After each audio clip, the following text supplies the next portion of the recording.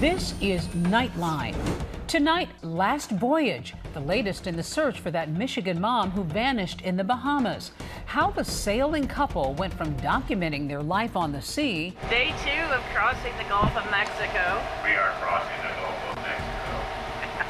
To a nightmare inside the husband's frantic call after he says she fell overboard. Every single thing failed. We weren't wearing life jackets. Loved ones left with mounting questions. I needed more answers than what he was giving. Could data from the couple's boat help determine if this was an accident or a crime? And Boy George, the Karma Chameleon singer, recording a new version of the hit with the help of AI. Can you hear the difference? How he says it's part of his fight to reclaim his music. What we want to do is get other artists who have created a masterpiece that they kind of signed away for, nothing. The pop legend reflecting on his long career. I think in the past, I have been a bitch. Plus, Knicks fever. The NBA champs getting a hero's welcome, complete with a New York serenade from Alicia Keys. From ABC News headquarters in New York, this is Nightline. Good evening. We're glad you're with us tonight. I'm Deborah Roberts. We begin with monumental news on the war with Iran, more than 100 days after it began. The U.S. and Iran have now both signed an agreement to reopen the critical Strait of Hormuz and lay the groundwork for 60 more days of talks. But the deal isn't without controversy. Here's ABC's chief White House correspondent, Mary Bruce. 24 hours after signing the peace deal, President Trump under fire from top Republicans on Capitol Hill. Giving billions of dollars to theocratic lunatics who want to murder us is an exceptionally bad idea. The chairman of the Senate Intelligence Committee calls the deal a windfall for Iran. We're going to lift sanctions on Iran's oil exports right away. They're going to use it to rebuild their drone stockpiles, their missiles, to fund Hamas and to fund Hezbollah. Iran can now freely sell oil on the global market, something they were not able to do before the war. I pressed Vice President J.D. Vance about that. They're being allowed to do that without making any new concrete nuclear commitments. So can you explain how is that not lopsided? Well, first of all, they've made very concrete nuclear commitments. They have committed to the destruction of the highly enriched stockpile that they have in their possession.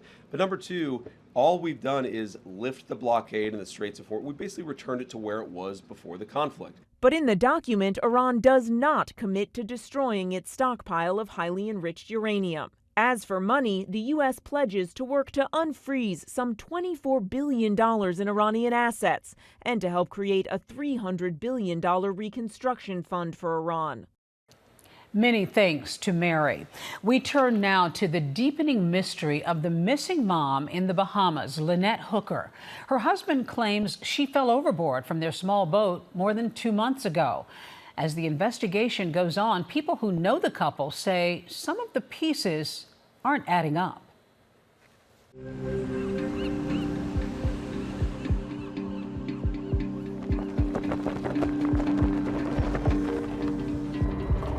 Welcome to St. Bart's. When I was 9, I read the Odyssey. I got fascinated with traveling by water and realizing that the whole world is waterways. So I built the dream of retiring and living on a boat so I could see the world from a very young age. Blaine and Marnie Stevenson love sailing. They have sailed all over, and they became friends with another couple who loves sailing, Brian and Lynette Hooker. My mom always tried to show up, no matter what I had going on in my life. She was my #1 supporter. I go to her about everything. I always relied on her grounded approach to life, so it was just nice to have her share that wisdom with me sometimes. My daughter could swim, scuba dive, brought up on a lake, knows how to manage boats, and enjoyed life. And that's my girl. My daughter and Brian have been married for 25 years. I think she liked how he could be a charmer. He's very good at talking, very good at convincing you of thinking in certain ways. In 2020, Brian and Lynette sold their house and all of their possessions. And their dream was to get a boat. That is their life, traveling on the Soulmate, their boat. They were documenting their adventures at sea. They called themselves the Sailing Hookers. On the night of April 4th, they were in the Bahamas and they had dinner that night at the Abaco Inn.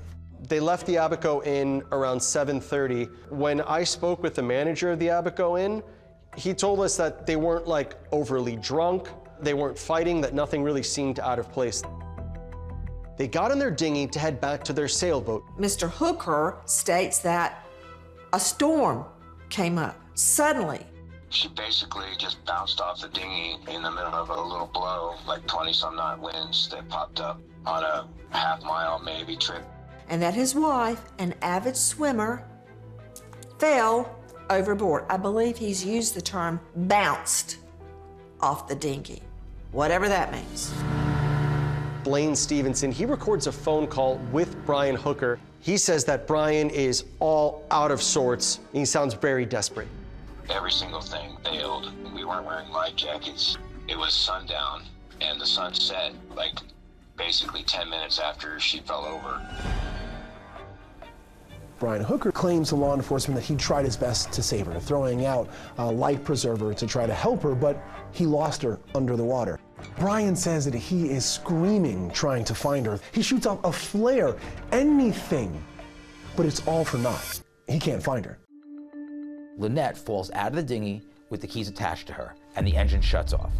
Brian is now in the dinghy, has no power, and he has no choice but to paddle. He says he paddles for hours across the bay to Marsh Harbor. By the time he gets there, it's 4 a.m., and that's when he calls police. Almost immediately, this becomes an all-out search. The Royal Bahamian Police Force, the Defense Force, local fire rescue teams. It is an all-out effort to find Lynette Hooker. That was the initial offer to Brian.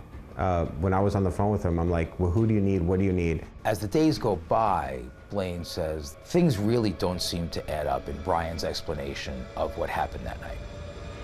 I can visually see the picture that he was painting for me, but then applying it to real life, it didn't line up. One of the things that bothers us, and these are things that will probably haunt us forever, is she was a safety nut. She watched the weather station religiously and knew when the storms were coming in. There were persistent gusty winds that night Lynette Hooker went missing. There was 2 weather advisories that were put in place by Bahamas authorities. Someone who would be purported to be as capable and really proven as capable as Brian was, for him not to know the weather, it doesn't comport with his abilities. So they started here at Abaco, and right about here, right off Elbow Key, is where he reports she went overboard. He winds up all the way over here 9 hours later. And that doesn't comport with how the wind and the current would have taken that vessel. He would actually have to paddle against the current to get there. Plus, he would have to go over the sandbar. This is dry land. So, I mean, he would be standing, literally, there'd be no water here. I needed more answers than what he was giving. All right, ready?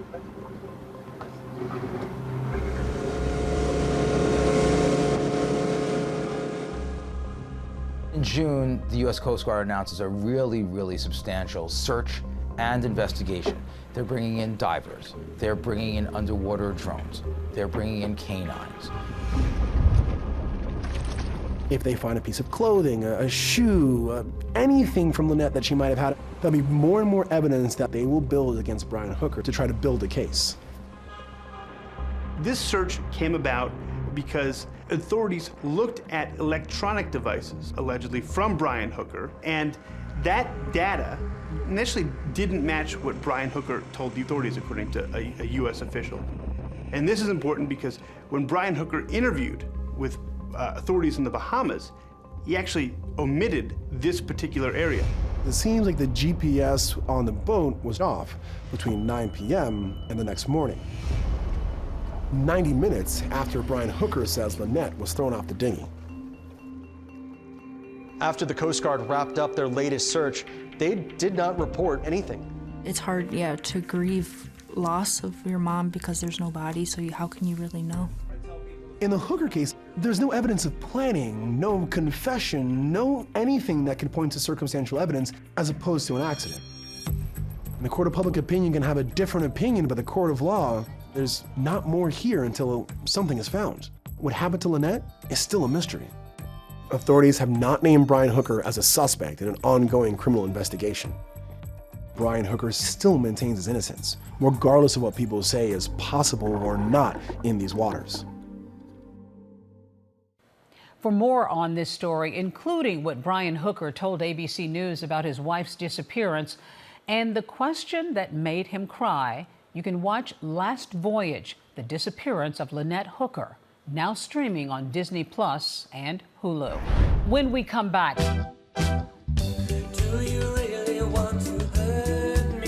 we're one-on-one with the singer who asked, "Do you really want to hurt me?" Boy George. What the pop star now says about some of those outfits that turned heads decades ago. I think Cher said you've always got to have something you're ashamed of that you wore.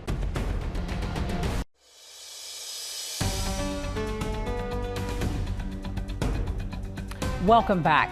So many of you may remember Boy George, who burst onto the pop scene in the 80s with his band Culture Club, selling millions of records and commanding headlines for his flashy, flamboyant style. Well, now he's 65 and back and re-releasing some of his biggest hits, but with a twist. Here's ABC's Stephanie Ramos. Artists like me are encouraged to live in the past, and I just won't do that. The past is an illusion. The future is an illusion, but now it's happening. A change of heart for the 80s pop icon Boy George, who once sang that time is like a clock in my heart. The frontman of the band Culture Club, known for his bold, flamboyant fashion, exploded onto the new wave music scene, winning a Grammy for Best New Artist in 1984. Culture Club. Thank you, America. You've got taste, style, and you know a good drag queen when you see one. At night, George took us to his favorite club, the Mud Club. George, famously taking our own Barbara Walters out on the nightclub scene in London in 1985. More than 40 years after his velvety, smoky voice in instant classics like Do You Really Want to Hurt Me first hit the global charts, Do you really want to hurt me? The star now back in the limelight, re-releasing old hit songs like Karma Chameleon. But with a modern twist, an assist from AI.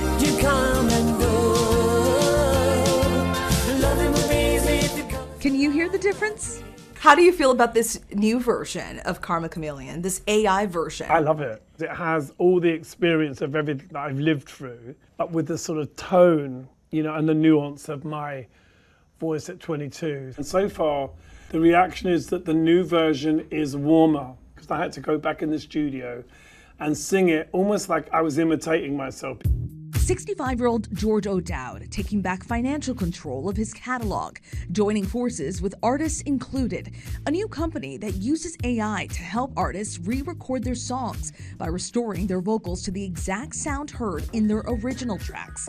But this time, with them owning the rights to their masters. It's really just beginning now, but what we want to do is get other artists who are in the same boat as me, that have created a masterpiece that they kind of signed away for, you know, nothing in a way. This is to help artists reclaim their music. Something like Karma Chameleon, you know, I lost control of it a long time ago because I signed a publishing deal that was based on where I was. I was young, I was desperate to get where I wanted to go. And these days, more artists are asking whether those old deals still make sense. This is a game changer for other artists. Taylor Swift, Prince, even the Beatles, who didn't own the rights to their own music, weren't earning the profits. Well, the Taylor Swift thing is a little bit interesting because she recorded it when she still had the same voice. We're talking about a 40-odd year gap with me singing Karma Chameleon, in 1983, and me re-recording it now. With so much concern surrounding artificial intelligence, Boy George is one of a growing number of artists leaning into its possibilities. Just last month, the Rolling Stones releasing a music video for their new single, In the Stars, using de-aging technology deepfakes to make them look like their younger selves. And I'm trying to find Billy Joel, using similar technology for his video, Turn the Lights Back On. There's a real fear in the music industry that this technology replaces musicians and lifts voices without consent. What would you say to those skeptics? We've been using a version of artificial intelligence for many, many years. Drum machines are, to some extent, artificial. Computers, dance music, but you still have to have a good idea. AI is not going to create the next Bowie, but it could create a pop star with no soul. Quite a departure from Culture Club's organic look and unique sound back in the 1980s. We came up at an interesting time because, yes, we had MTV and videos, which were like a visual postcard that was sent all around the world before you even got somewhere. So suddenly people knew all about you. Their meteoric rise to fame captured in the new documentary Boy George and Culture Club, including the strains inside the band. Our relationship was like a usual breakup, getting back together, stopping. We never really broke up. Okay. We kind of just stopped speaking to each other for a while. Decades later, he's reflective on life in the spotlight. I try not to be disappointing, because so many artists, even people I meet, are so disappointing when you meet them. Don't ask for names. Man. When you get into a limousine, I always say to the driver, who's the worst celebrity you've ever driven? And they always tell you? The list are always the same. Whoa. It's never Dolly Parton. She's adorable. She is. She's and that's so what you adorable. want, isn't it? Yes. Ultimately. I mean, I think in the past, I have been a bitch. Boy George becoming a beacon of visibility for the queer community. I invented myself from cardboard and glitter. I just kind of used what was around me because, in the 70s, I came from a big Irish family. There was no money. So you had to use what was available. June marks Pride Month. You recently received the Lifetime Achievement Award at the British LGBT Awards. It's funny because obviously I'm just getting started. So when people give you a lifetime, it's like, oh, you think I'm finished? You're on tour. You DJ techno sets, you're painting, you're writing constantly. Is there anything that you haven't done that you still want to do? At this point, it's more about having fun doing what I'm doing and not being so focused necessarily on the outcome because things never play out as you plan them to. Many thanks to Stephanie. When we come back, Knicks fever heating up New York City. Both fans and celebrities lining the streets for the Parade of Champions.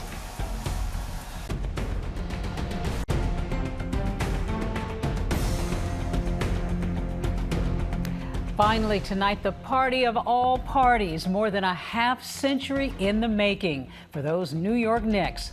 It's tonight's Nightlight. More than 1 million people along the parade route in New York City to cheer on the NBA champs.